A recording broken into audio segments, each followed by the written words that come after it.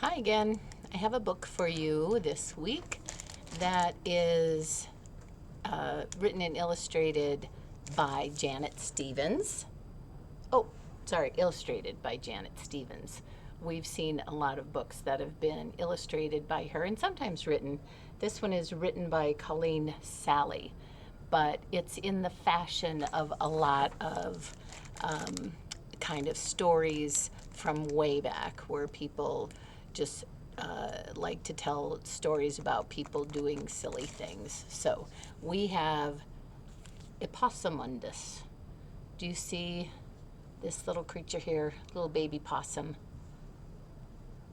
And looks like somebody who cares for him very much. Epossumondus.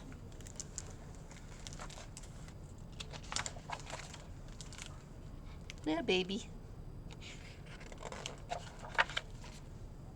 Epossumondus was his mama's and his auntie's sweet little patootie. They just loved him to death. Epossumondus used to go see his auntie most every day, and she nearly always gave him something to take home with him. One day, she gave him a piece of rich gold cake. Epossumondus took it in his hand, scrunched his hand up tight, and went along home. On his way home, he passed Alligator. Alligator asked, "What you got, Epossumondus?"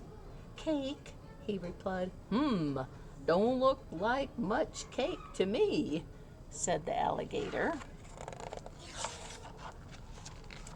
When Epossumondus got home, his mama looked at that fistful of crumbs, and she said, "Epossumondus, what do you have in your hand?"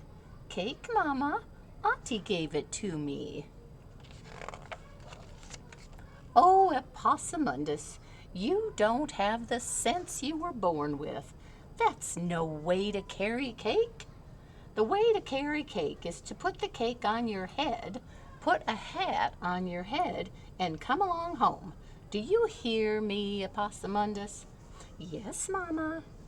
By and by, on another day, when Epossumondus was visiting his auntie, this time she gave him a pound of freshly churned butter to take home with him. Epossumondus put it on his head, put a hat on his head, and went along home. On his way home, he passed Raccoon, and Raccoon asked, "What you got, Epossumondus?" "Butter," he replied. Don't look much like butter to me," said Raccoon. When Epossumondus got home, his mama looked at him and said, "Epossumondus, what do you have in that hat?" "Butter, Mama. Auntie gave it to me." "Oh, Epossumondus, you don't have the sense you were born with. That's no way to carry butter. The way to carry butter is to wrap it up in some leaves and carry it down to the brook. And as you cool it in the water, and you cool it in the water, and you cool it in the water, and then you take it up carefully in your hands and come along home. Do you hear me, Epossumondus?" "Yes, Mama." By and by, on another day, when Epossumondus was visiting his auntie, this time she gave him a sweet little puppy to take home with him. So Epossumondus wrapped it up in some leaves and carried it down to the brook. And he cooled it in the water, and he cooled it in the water, and he cooled it in the water. And then he took it up carefully in his hands, and he went along home. On his way home, he passed Nutria. And Nutria asked, "What you got, Epossumondus?" "A puppy," he replied. Don't look like much of a puppy to me," said Nutria.